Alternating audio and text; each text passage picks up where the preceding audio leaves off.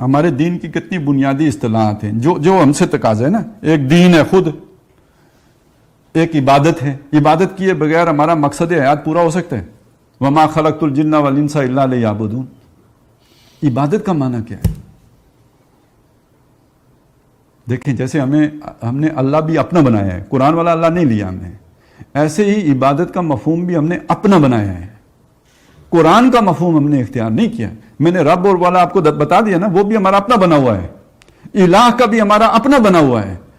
قرآنی الہ کے نزدیک بھی ہم نہیں پھٹکے، قرآنی رب کے قریب بھی ہم نہیں گئے، اسی طرح قرآنی عبادت کے قریب بھی ہم نہیں ہیں. ہمارا اپنا بنایا ہوا عبادت کا تصور ہے.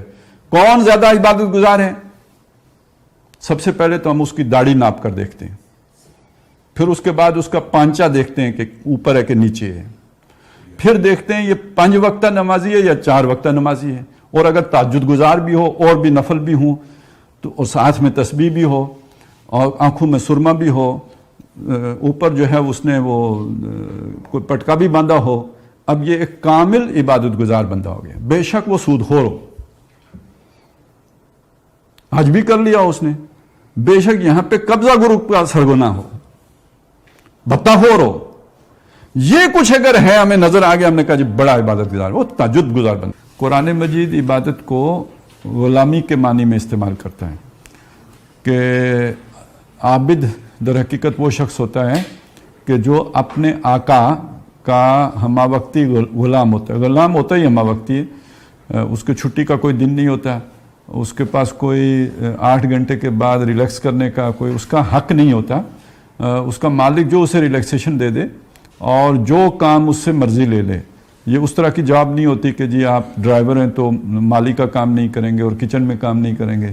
یہاں تو بس جو مالک نے حکم دیا وہ ماننا پڑے گا. یہ غلامی ہوتی ہے، یعنی 24 گھنٹے اور ہر چیز کی، اس کو غلامی کہتے ہیں. اور قرآن مجید نے اللہ تعالیٰ کو جو آقا یا مالک یا رب کے طور پر متعارف کروایا ہے تو اس کی غلامی کا جو تقاضا کیا ہے تو وہ اس معنی میں نہیں ہے جیسے گورے لوگ امریکہ میں جا کے کالوں کو غلام بنا لیتے تھے، زبردستی جبرن نہیں ہے، بلکہ وہ اس معنی میں ہے کہ تمہارا وہ رب وہ ہے کہ جس نے تمہاری ساری ضرورتیں پوری کی ہیں. تمہارے تمام جن چیزوں کا تمہیں نہیں بھی پتہ تھا نا وہ بھی اس نے تمہیں فراہم کی ہے، اور تمہیں ہر وہ نعمت دی ہے جس کی تمہیں ضرورت تھی اور بن مانگے دی ہے. تو وہ تمہارا محسن ہے، وہ تمہارا موتی ہے، عطا کرنے والا ہے. اور یہ تمہارے اپنی فطرت کی پکار ہے کہ جو تمہارا محسن ہو اس کے سامنے اس کے بدلے میں تمہیں بھی احسان کرنا چاہیے. حل جزاء الاحسان الا الاحسان. لیکن یہ ایک ایسا محسن ہے کہ جس کی کوئی حاجت ہی نہیں ہے تو تم کیا احسان کرو گے اس کے اوپر؟ تو اب جہاں پہ احسان کے بدلے میں احسان نہیں ہو سکتا تو وہاں عبادت گزاری ہو سکتی ہے کہ اس کا ہر حکم مانو جو اس نے تمہیں دیا ہے. تو یہ تعلق بنتا ہے رب اور عبادت کا. اس کو آپ نے رب مانا تو آپ نے اس کی عبادت کرنی ہے، اور اس مقصد کے لیے انسان بنایا گیا ہے اور جن بنائے گئے ہیں. وما خلقت الجن والانس الا لیعبدون. اور اس کا تقاضا یہ ہے نہیں، یہ والی عبادت احسان کے جذبے کو سامنے رکھ کر جب ہوگی تو اس میں محبت کا ایلیمنٹ شامل ہوگا. یعنی یہ مجبوری کی نہیں ہے، مارے باندھے کی نہیں ہے، یہ کسی کے ڈر سے اور خوف سے نہیں ہے، یہ اس کی محبت سے سرشار ہو کر اس کی عبادت کرنا ہے اور ہمہ وقتی کرنی ہے، ماجیتی کرنا ہے.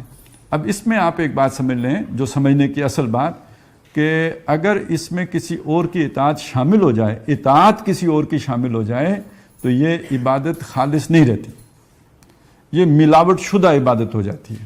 اور جب عبادت میں ملاوٹ ہو جاتی ہے تو یہ اسے اللہ قبول نہیں کرتا. آپ نے ایک سنا ہوگا، جملہ ہے، عام ہے، کہ عبادت کی قبولیت کے لیے خلوص شرط ہے. خلوص کس شے کو کہتے ہیں وہ بھی ہم سوچنے کی تکلیف گوارا نہیں کرتے. وہ سمجھتے میں نے نماز خلوص سے پڑھ لی تو خلوص ہو گیا.